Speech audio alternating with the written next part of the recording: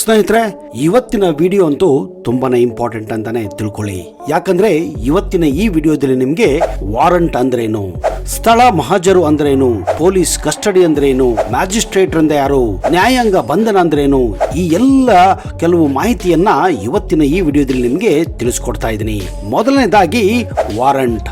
ಹೌದು, ವಾರಂಟ್ ಅನ್ನುವ ಶಬ್ದವನ್ನ ನೀವು ಆಗಾಗ ನ್ಯೂಸ್ಗಳಲ್ಲಿ, ನ್ಯೂಸ್ ಪೇಪರ್ಗಳಲ್ಲಿ ಕೇಳ್ತಾನೆ ಇರ್ತೀರಾ, ನೋಡ್ತಾನೆ ಇರ್ತೀರಾ.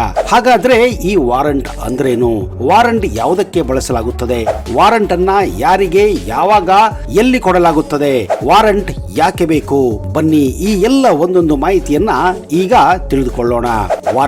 ವಾರಂಟ್ ಅನ್ನುವುದು ನ್ಯಾಯಾಧೀಶರು ಅಥವಾ ಮ್ಯಾಜಿಸ್ಟ್ರೇಟ್ ನೀಡುವ ಒಂದು ಕಾನೂನು ದಾಖಲೆ ಆಗಿದೆ. ಇದು ಪೊಲೀಸ್ ಅಧಿಕಾರಿಗಳಿಗೆ ಒಬ್ಬ ವ್ಯಕ್ತಿಯ ಬಂಧನ, ಆಸ್ತಿಯ ಹುಡುಕಾಟ ಅಥವಾ ನಿರ್ದಿಷ್ಟ ವಸ್ತುಗಳನ್ನ ತಮ್ಮ ವಶಪಡಿಸಿಕೊಳ್ಳಲು ಅಧಿಕಾರ ನೀಡುತ್ತೆ. ಇದು ಸುಖ ಸುಮ್ಮನೆ ನ್ಯಾಯಾಧೀಶರಿಂದ ಕೂಡ ಪಡೆಯೋಕೆ ಆಗೋದಿಲ್ಲ. ಹಾಗೆಯೇ ಒಬ್ಬ ವ್ಯಕ್ತಿಯನ್ನ ಹೋಗಿ ಸುಮ್ಮನೆ ಅರೆಸ್ಟ್ ಕೂಡ ಮಾಡಕ್ಕೂ ಆಗೋದಿಲ್ಲ, ಅಥವಾ ಯಾವುದೇ ಒಬ್ಬ ವ್ಯಕ್ತಿಯನ್ನ ಸರ್ಚ್ ಮಾಡಕ್ಕಾಗೋದಿಲ್ಲ, ಅಥವಾ ಒಬ್ಬ ವ್ಯಕ್ತಿಯ ಮನೆಯನ್ನ ಕೂಡ ಸರ್ಚ್ ಮಾಡೋಕೆ ಯಾರಿಗೂ ಕೂಡ ಅಧಿಕಾರ ಕೊಡಕ್ಕಾಗೋದಿಲ್ಲ. ಅದಕ್ಕೆ ಒಂದು ನಿರ್ದಿಷ್ಟ ಕಾರಣವನ್ನ ಕೊಡಬೇಕು. ವಾರಂಟ್ ಕಾನೂನು ಜಾರಿಗೊಳಿಸುವ ಅಧಿಕಾರಿಗಳಿಗೆ ಬಂಧನ, ಹುಡುಕಾಟ ಅಥವಾ ಆಸ್ತಿ ವಶಪಡಿಸಿಕೊಳ್ಳುವಂತಹ ನಿರ್ದಿಷ್ಟ ಕ್ರಮವನ್ನ ಕೈಗೊಳ್ಳಲು ಇದು ಅಧಿಕಾರ ನೀಡುತ್ತೆ. ನ್ಯಾಯಾಧೀಶರು ಅಫಿಡವಿಟ್ ಅನ್ನ ಪರಿಶೀಲನೆ ಮಾಡ್ತಾರೆ. ಈಗ ಪೊಲೀಸ್ ಅಧಿಕಾರಿಗಳು ಒಬ್ಬ ವ್ಯಕ್ತಿಯನ್ನ ಅರೆಸ್ಟ್ ಮಾಡಬೇಕು ಅಥವಾ ಒಬ್ಬ ವ್ಯಕ್ತಿಯ ಮನೆಯನ್ನ ಸರ್ಚ್ ಮಾಡಬೇಕು ಅಂದ್ರೆ ಸುಖ ಸುಮ್ಮನೆ ಮಾಡಕ್ಕಾಗೋದಿಲ್ಲ. ಅವರು ನ್ಯಾಯಾಲಯಕ್ಕೆ ಹೋಗಿ ಅಫಿಡವಿಟ್ ಅನ್ನ ಸಲ್ಲಿಸಬೇಕಾಗುತ್ತೆ. ಅವಾಗ ನ್ಯಾಯಾಧೀಶರು ಆ ಅಫಿಡವಿಟ್ ಅನ್ನ ಪರಿಶೀಲನೆ ಮಾಡ್ತಾರೆ. ಸಂಭವನೀಯ ಕಾರಣ ಇದೆ ಎಂದು ನಂಬಿದರೆ ಮಾತ್ರ ನ್ಯಾಯಾಧೀಶರು ಅಥವಾ ಮ್ಯಾಜಿಸ್ಟ್ರೇಟರು ವಾರಂಟ್ ಅನ್ನ ನೀಡುತ್ತಾರೆ. ಅದು ಸರ್ಚ್ ವಾರಂಟ್ ಆಗಿರಬಹುದು ಅಥವಾ ಅರೆಸ್ಟ್ ವಾರಂಟ್ ಕೂಡ ಆಗಿರಬಹುದು. ಹಾಗಾದ್ರೆ ವಾರಂಟ್ ಅಲ್ಲೂ ಕೂಡ ಎರಡು ಟೈಪ್ ಇದೆ. ಒಂದು ಬಂಧನದ ವಾರಂಟ್ ಅಂದ್ರೆ ಅರೆಸ್ಟ್ ವಾರಂಟ್, ಇನ್ನೊಂದು ಸರ್ಚ್ ವಾರಂಟ್ ಅಂದ್ರೆ ಹುಡುಕುವಂತಹ ವಾರಂಟ್ ಆಗಿದೆ. ನಾವೀಗ ಮೊದಲು ಬಂಧನ ವಾರಂಟ್ ಅಂದ್ರೆ ಅರೆಸ್ಟ್ ವಾರಂಟ್ ಅನ್ನ ತಿಳಿದುಕೊಳ್ಳೋಣ.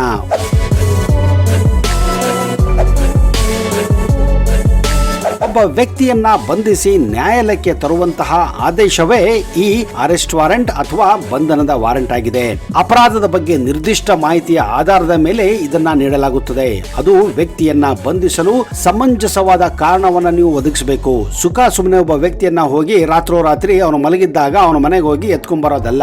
ಅಲ್ಲಿ ನೀವು ಇದನ್ನ ಕನ್ವಿನ್ಸ್ ಮಾಡಬೇಕಾಗುತ್ತೆ ನ್ಯಾಯಾಧೀಶರಿಗೆ, ಮ್ಯಾಜಿಸ್ಟ್ರೇಟ್ಗೆ. ಸರ್, ಈ ವ್ಯಕ್ತಿ ಈ ರೀತಿಯ ಕಾನೂನು ಬಾಹಿರ ಕೆಲಸವನ್ನ ಮಾಡಿದ್ದಾನೆ, ಈ ರೀತಿ ಸಮಾಜದ ಒಳಗೆ ವಿಧ್ವಂಸವನ್ನ ಮಾಡಿದ್ದಾನೆ, ಅವನನ್ನ ನಾವು ಬಂಧಿಸಲೇಬೇಕು, ಇಲ್ಲವಾಂದ್ರೆ ಸಮಾಜಕ್ಕೆ ಕೆಟ್ಟದಾಗುತ್ತೆ ಅಂತ ಮನವರಿಕೆ ಮಾಡಬೇಕಾಗುತ್ತೆ ನ್ಯಾಯಾಧೀಶರಿಗೆ. ಮನವರಿಕೆ ಮಾಡೋದಲ್ಲದೆ ಲಿಖಿತವಾಗಿ ಬರೆದು ಕೊಡಬೇಕಾಗುತ್ತೆ, ಅಫಿಡವಿಟ್ ಅನ್ನ ಸಲ್ಲಿಸಬೇಕಾಗುತ್ತೆ.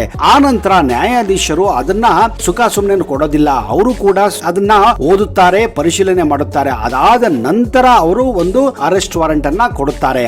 ಆಗ ಆ ಪೊಲೀಸರು ಕಾನೂನುಬದ್ಧವಾಗಿ ಬಂಧಿಸಲು ಆದ್ಯತೆಯನ್ನ ನೀಡುತ್ತದೆ. ಬಂಧನಕ್ಕೆ ಒಳಗಾದಂತಹ ವ್ಯಕ್ತಿಗೆ ಅವರ ವಿರುದ್ಧ ಆರೋಪಗಳನ್ನ ಆ ವಾರಂಟ್ ಅಲ್ಲಿ ಸೂಚಿಸುತ್ತದೆ.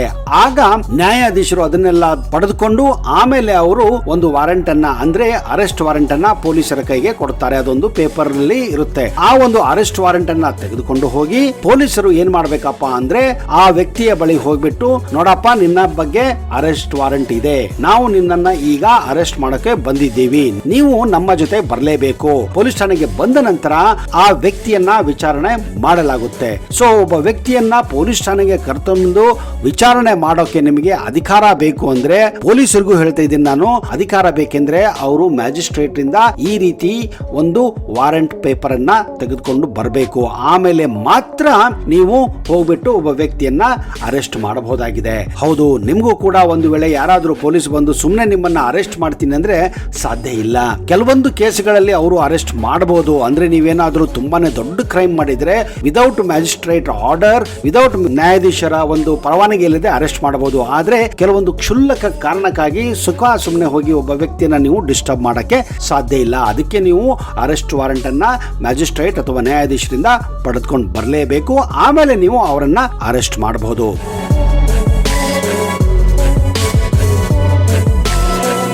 ಇನ್ನು ಎರಡನೇದು ಹುಡುಕಾಟದ ವಾರೆಂಟ್ ಅಂದ್ರೆ ಸರ್ಚ್ ವಾರೆಂಟ್ ಅಂತ. ಇದು ಅರೆಸ್ಟ್ ಮಾಡಕ್ಕೆ ಪಡೆದುಕೊಳ್ಳುವಂತಹ ವಾರೆಂಟ್ ಅಲ್ಲ, ಇದು ಕೇವಲ ಸರ್ಚ್ ಮಾಡಕ್ಕೆ ಒಬ್ಬ ವ್ಯಕ್ತಿಯ ಮನೆಯಲ್ಲಿ ಅಥವಾ ಒಂದು ಯಾವುದೋ ಒಂದು ನಿರ್ದಿಷ್ಟ ಜಾಗದಲ್ಲಿ ನೀವು ಒಬ್ಬ ವ್ಯಕ್ತಿಗೆ ಸಂಬಂಧಪಟ್ಟಂತಹ ವಸ್ತುಗಳನ್ನ ಸರ್ಚ್ ಮಾಡಕ್ಕೆ, ಅವುಗಳನ್ನ ವಶಪಡಿಸಿಕೊಳ್ಳಕ್ಕೆ, ಅದು ಕೂಡ ಸುಮ್ಮನೆ ನೀವು ನೇರವಾಗಿ ಪಡ್ಕೊಳ್ಳಕ್ಕೆ ಆಗೋದಿಲ್ಲ. ಅದು ಕೂಡ ನೀವು ನ್ಯಾಯಾಧೀಶರ ಬಳಿ ಹೋಗಿ ಅವರಿಗೂ ಮತ್ತು ಸೇಮ್ ಅದೇ ರೀತಿಯ ಅಫಿಡವಿಟ್ ಅನ್ನ ಸಲ್ಲಿಸಿ ಅವರನ್ನ ಮನವರಿಕೆ ಮಾಡಿ, ಸರ್ ಈ ವ್ಯಕ್ತಿಯ ಬಳಿ ಕೆಲವೊಂದು ಆಘಾತಕಾರಿ ವಸ್ತುಗಳಿವೆ, ಘಾತಕಕಾರಿ ವಸ್ತುಗಳಿವೆ, ಅವುಗಳನ್ನು ನಾವು ಯಾವುದೇ ಕಾರಣಕ್ಕೂ ವಶಪಡಿಸಿಕೊಳ್ಳಬೇಕು, ಇಲ್ಲದಾದ್ರೆ ಸಮಾಜಕ್ಕೆ ಒಳ್ಳೆಯದಾಗೋದಿಲ್ಲ. ಇದನ್ನ ಮನವರಿಕೆ ಮಾಡಬೇಕಾಗತ್ತೆ. ಯಾರಿಗೆ? ನ್ಯಾಯಾಧೀಶರಿಗೆ ಮತ್ತು ಮ್ಯಾಜಿಸ್ಟ್ರೇಟ್ಗೆ. ಒಂದು ವೇಳೆ ಅದನ್ನ ನ್ಯಾಯಾಧೀಶರು ಅದನ್ನ ಮತ್ತೆ ಪರಿಶೀಲನೆ ಮಾಡ್ತಾರೆ. ಪರಿಶೀಲನೆ ಮಾಡಿದ ನಂತರ ಹೌದು ಇದರಲ್ಲಿ ಒಬ್ಬ ವ್ಯಕ್ತಿಯ ಬಳಿ ಆಘಾತಕಾರಿ ವಸ್ತುಗಳಿದಾವೆ ಅಂತ ಗೊತ್ತಾದ ಮೇಲೆ ನ್ಯಾಯಾಧೀಶರು ಅದನ್ನ ನೋಡ್ಬಿಟ್ಟು ಅದಕ್ಕೊಂದು ಸೈನ್ ಹಾಕ್ತಾರೆ. ಹೋಗಿ ನೀವು ಈ ವ್ಯಕ್ತಿಯ ಮನೆಯಲ್ಲಿ ಸರ್ಚ್ ಮಾಡಬಹುದು, ಆಯ್ತಲ್ಲ, ಹುಡುಕಬಹುದು. ಒಬ್ಬ ವ್ಯಕ್ತಿಯ ಮನೆಯಲ್ಲಿ ಅವನ ಮನೆಯನ್ನ ಅಥವಾ ಅವನಿಗೆ ಸಂಬಂಧಪಟ್ಟ ಯಾವುದೇ ಜಾಗವನ್ನ ಸರ್ಚ್ ಮಾಡಲು ಕೊಡುವಂತಹ ಅಧಿಕಾರ ಇದು ಸರ್ಚ್ ವಾರೆಂಟ್ ಆಗಿದೆ. ಇದು ಪೊಲೀಸರು ಖಾಸಗಿ ನಿವಾಸ ಅಥವಾ ಕಚೇರಿಗೆ ಪ್ರವೇಶಿಸಿ ಶೋಧ ನಡೆಸಲು ಬಯಸಿದ್ರೆ ಅವರು ಮೊದಲು ಮ್ಯಾಜಿಸ್ಟ್ರೇಟ್ ಮುಂದೆ ಹೋಗಿ ಅದಕ್ಕೆ ವಿಶ್ವಾಸಾರ್ಹ ಕಾರಣಗಳನ್ನ ಕೊಟ್ಟು ಆಮೇಲೆ ಇದನ್ನ ಪೊಲೀಸರು ಪ್ರಸ್ತುತಪಡಿಸಿದ ಕಾರಣಗಳಲ್ಲಿ ಸಿಂಧುತ್ವವಿದೆ ಎಂದು ಮ್ಯಾಜಿಸ್ಟ್ರೇಟ್ಗೆ ಮನವರಿಕೆ ಆದ್ರೆ ಮ್ಯಾಜಿಸ್ಟ್ರೇಟ್ ನ್ಯಾಯಾಲಯವು ಸಹಿ ಮಾಡಿ ಮೊಹರು ಮಾಡಿದ ಶೋಧ ವಾರೆಂಟ್ ಅನ್ನ ಹೊರಡಿಸುತ್ತಾರೆ. ಸರ್ಚ್ ವಾರೆಂಟ್ ನ ಅಧಿಕಾರ ತುಂಬಾ ಸೀಮಿತವಾಗಿರುತ್ತದೆ. ಅದು ಪೂರಾ ವರ್ಷಗಂಟಲೆ ಅಲ್ಲ, ಒಂದು ಪೀರಿಯಡ್ ಇರುತ್ತೆ. ಇಷ್ಟು ಪೀರಿಯಡ್ ಅಲ್ಲಿ ನೀವು ಹೋಗ್ಬಿಟ್ಟು ಅವರನ್ನು ಸರ್ಚ್ ಮಾಡಿಬಿಟ್ಟು ಅವರ ಮನೆಯಲ್ಲಿದ್ದಂತಹ ಅವರ ಸಂಬಂಧಪಟ್ಟ ಜಾಗದಲ್ಲಿದ್ದಂತಹ ಜಾಗಕ್ಕೆ ಪ್ರವೇಶ ಮಾಡಿಬಿಟ್ಟು ಅನುಮತಿಯನ್ನ ಪಡೆದು ನಿರ್ದಿಷ್ಟ ಅಧಿಕಾರಿಗಳ ಹೆಸರು ಮತ್ತು ಶ್ರೇಣಿಯನ್ನ ಆ ಒಂದು ಸರ್ಚ್ ವಾರೆಂಟ್ ಅಲ್ಲಿ ಬರೆಯಲಾಗುತ್ತೆ. ಯಾರು ಮಾಡಬೇಕು, ಯಾವಾಗ ಮಾಡಬೇಕು, ಎಷ್ಟು ದಿನದೊಳಗೆ ಮಾಡಬೇಕು ಅಥವಾ ಎಷ್ಟು ಗಂಟೆಯಲ್ಲಿ ಮಾಡಬೇಕು ಅಂತ ಅದನ್ನ ಪಡೆದುಕೊಂಡು ಹೋಗಿ ಆ ವ್ಯಕ್ತಿಯ ಜಾಗದಲ್ಲಿ ಆಮೇಲೆ ಅದನ್ನ ಸರ್ಚ್ ಮಾಡಿ ಅವರು ತಮ್ಮ ಕಬ್ಜಾ ಮಾಡಿಕೊಳ್ಳಬಹುದು. ಇದು ಸರ್ಚ್ ವಾರೆಂಟ್ ಅಂತ ಹೇಳುತ್ತಾರೆ ಸ್ನೇಹಿತರೆ. ಈಗ ನಿಮ್ಗೆ ಗೊತ್ತಾಗಿರೋದೊಂದು ವಾರೆಂಟ್ಗಳಲ್ಲಿ ಎರಡಿದೆ, ಒಂದು ಸರ್ಚ್ ವಾರೆಂಟು, ಒಂದು ಅರೆಸ್ಟ್ ವಾರೆಂಟು. ಈ ಎರಡು ಮಾಹಿತಿಯನ್ನ ನೀವು ಈಗ ತಿಳ್ಕೊಂಡಾಯ್ತು.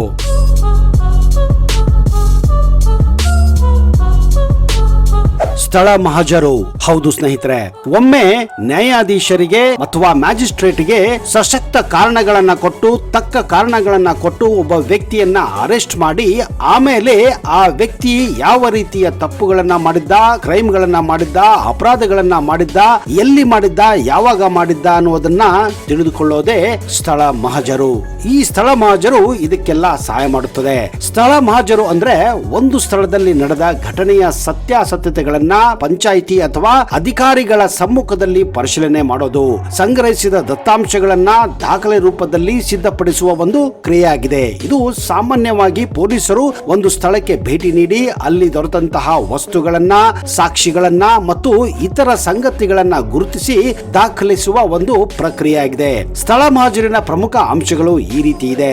ಘಟನೆಯ ಸ್ಥಳ ಪರಿಶೀಲನೆ. ಪೊಲೀಸರು ಅಥವಾ ಸಂಬಂಧಪಟ್ಟ ಅಧಿಕಾರಿಗಳು ಘಟನೆ ನಡೆದ ಸ್ಥಳಕ್ಕೆ ಭೇಟಿ ನೀಡಿಕೊಡುತ್ತಾರೆ. ಅದು ಕೂಡ ಆ ಅಪರಾಧಿಯೊಂದಿಗೆ ಅಲ್ಲಿ ದೊರೆತಂತಹ ವಸ್ತುಗಳನ್ನ, ಫಿಂಗರ್ ಪ್ರಿಂಟ್ಸ್ ಗಳನ್ನ ಮತ್ತು ಇತರ ಸಾಕ್ಷ್ಯಾಧಾರಗಳನ್ನ ಅಲ್ಲಿ ಸಂಗ್ರಹಿಸಲಾಗುತ್ತದೆ. ಜೊತೆಗೆ ಸ್ಥಳದಲ್ಲಿ ಇರುವಂತಹ ಅಥವಾ ಅವರು ಆ ಘಟನೆಯ ಬಗ್ಗೆ ಕೆಲವು ಹೇಳಿಕೆಗಳನ್ನ ದಾಖಲಿಸಿಕೊಳ್ಳುತ್ತಾರೆ. ಇಲ್ಲಿ ಕನಿಷ್ಠ ಪಕ್ಷ 5 ಜನರನ್ನ ಭೇಟಿ ಮಾಡಿ ಅದೇನಾದ್ರೂ ಆ ಸ್ಥಳಕ್ಕೆ ಸಂಬಂಧಪಟ್ಟ 5 ಜನ ಸಿಕ್ಕರೆ ಅವರ ಹೇಳಿಕೆಗಳನ್ನ ಕೂಡ ರೆಕಾರ್ಡ್ ಮಾಡಲಾಗುತ್ತದೆ. ಮೇಲಾಗಿ ಈ ಘಟನೆ ಯಾವ ರೀತಿ ನಡೆಯಿತು ಅನ್ನೋದನ್ನ ರೀಕ್ರಿಯೇಟ್ ಮಾಡುತ್ತಾರೆ. ಅಂದ್ರೆ ಯಾವ ಒಂದು ಅಪರಾಧವನ್ನ, ಒಬ್ಬ ಅಪರಾಧಿಯನ್ನ ಆ ಜಾಗಕ್ಕೆ ಕರೆದುಕೊಂಡು ಹೋಗಿ ಯಾವ ರೀತಿ ನೀನು ಅಪರಾಧ ಮಾಡಿದೆ ಅನ್ನೋದನ್ನ ಮತ್ತು ಆ ಸೀನ್ ಅನ್ನ ಫುಲ್ ಕ್ರಿಯೇಟ್ ಮಾಡ್ತಾರೆ.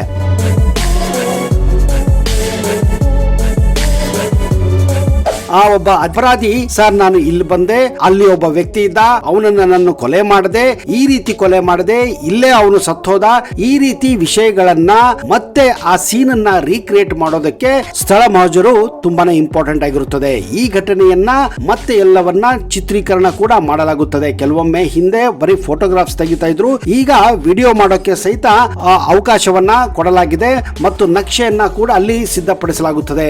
ಒಂದು ಸಾರಿ ಆ ಒಂದು ಕ್ರೈಮ್ ಸೀನ್ ಅನ್ನ ಕ್ರಿಯೇಟ್ ಮಾಡಿ ಆ ಕ್ರೈಮ್ ಸೀನ್ ಅನ್ನ ಸುತ್ತಲೂ ಒಂದು ನಕ್ಷೆ ಪಡಿಸಿ ಅಲ್ಲಿ ಯಾರು ಹೋಗದ ಹಾಗೆ ನೋಡಿಕೊಳ್ಳಬೇಕಾಗುತ್ತದೆ. ಸಾಮಾನ್ಯವಾಗಿ 2 ಅಥವಾ 3 ಜನ ಸ್ಥಳೀಯರ ಒಂದು ಸಾಕ್ಷಿಗಳನ್ನ ಕೂಡ ಅಲ್ಲಿ ಸಂಗ್ರಹಿಸಲಾಗುತ್ತದೆ. ಈ ರೀತಿ ಸಂಗ್ರಹಿಸಿದ ಎಲ್ಲಾ ಮಾಹಿತಿ, ಎಲ್ಲಾ ಸಾಕ್ಷಿಗಳನ್ನ ಒಂದು ವರದಿಯಲ್ಲಿ, ಅಂದ್ರೆ ಇದನ್ನ ಮಹಜರು ವರದಿ ಅಥವಾ ಪಂಚನಾಮೆ ಅಂತ ಕೂಡ ದಾಖಲಿಸ್ತಾರೆ. ಇದರ ಉದ್ದೇಶ ಏನಪ್ಪಾ ಅಂದ್ರೆ ನ್ಯಾಯಾಲಯದಲ್ಲಿ ಈ ಘಟನೆ ಬಗ್ಗೆ ಸ್ಪಷ್ಟವಾದ ಮತ್ತು ನಿಖರವಾದ ಮಾಹಿತಿ ನೀಡೋಕೆ ಇದು ಸಹಾಯ ಮಾಡುತ್ತದೆ. ತನಿಖೆಗೆ ಒಂದು ಪುರಾವೆಯಾಗಿ ಇದು ಕಾರ್ಯನಿರ್ವಹಿಸುತ್ತದೆ. ಘಟನೆಯ ಸತ್ಯವನ್ನ ನಿರೂಪಿಸಲು ಇದು ತುಂಬಾನೇ ಸಹಕಾರಿಯಾಗುತ್ತದೆ. ಸರಳವಾಗಿ ಹೇಳಬೇಕಂದ್ರೆ ಯಾವುದೇ ಒಂದು ಅಪರಾಧ ಅಥವಾ ಘಟನೆ ನಡೆದಾಗ ಅದರ ವಿವರವನ್ನ, ಸಾಕ್ಷಿಗಳನ್ನ ಮತ್ತು ಇತರ ಸಂಬಂಧಿತ ಸಂಗತಿಗಳನ್ನ ಸ್ಥಳದಲ್ಲೇ ಪರಿಶೀಲಿಸಿ ದಾಖಲೆಯ ಪ್ರಕ್ರಿಯೆ ಸ್ಥಳ ಮಹಜರು ಆಗಿದೆ. ಇದು ತನಿಖೆಗೆ ಒಂದು ಅತ್ಯಂತ ಪ್ರಮುಖವಾದಂತಹ ಮೊಟ್ಟ ಮೊದಲ ಹೆಜ್ಜೆ ಅಂತಾನೆ ಹೇಳ್ಬಹುದು.